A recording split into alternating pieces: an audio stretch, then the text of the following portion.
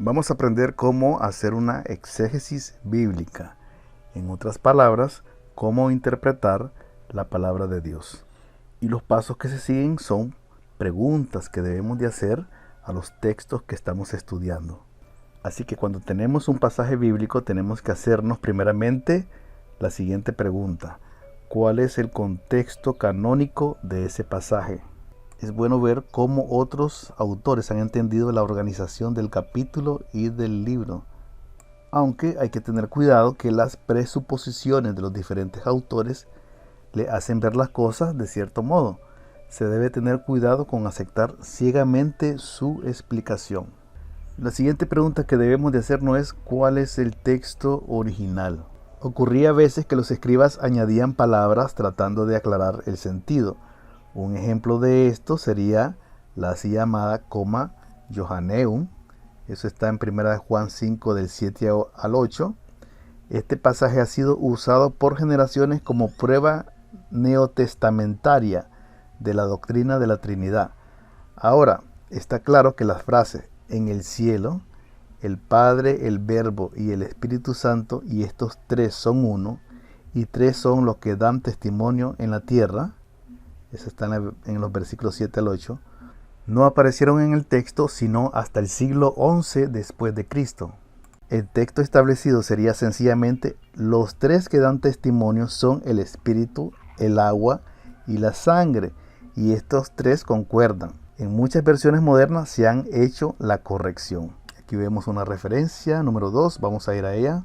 La Biblia que se usa en este libro es la Reina Valera de Revisión de 1995 de las Sociedades Bíblicas. Para saber cuál es la forma más antigua de un texto bíblico, o al menos la más digna de confianza, debe usarse la Biblia en los lenguajes originales, sugiere la autora.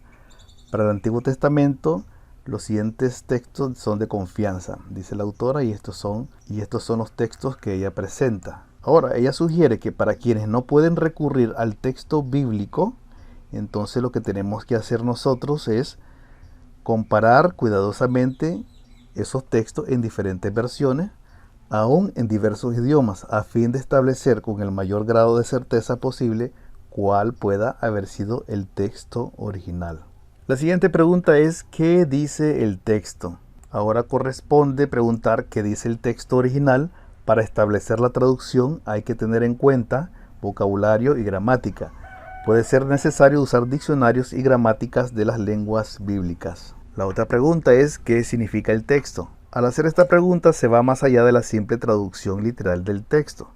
Para determinar el significado de las palabras de un texto, debe estudiarse la sintaxis de las oraciones. Además debe investigarse el significado de palabras importantes, comparando su uso en otros pasajes bíblicos y las opciones que ofrecen los diccionarios teológicos. Para cada caso, la autora da varias sugerencias con respecto a los libros que uno podría conseguir. La siguiente pregunta es ¿cuál es el contexto geográfico e histórico social del pasaje? En este paso del proceso exegético, se considera el contexto histórico y geográfico del pasaje para entender mejor la situación social de la audiencia original. Se pregunta qué eventos históricos estaban ocurriendo cuando se escribió el pasaje, qué instituciones sociales o religiosas afectaban al autor y a su audiencia, cómo era el clima, cuál era la geografía, tanto humana como física. La siguiente pregunta, ¿cómo entendieron este pasaje sus primeros lectores u oyentes? En este paso de la exégesis se averigua cuál era el significado religioso y teológico del texto para la gente que lo escuchó o leyó cuando fue dado originalmente. De las respuestas obtenidas de las 5 preguntas previas, en armonía con la comprensión bíblica y teológica del exégeta, surge el significado profundo.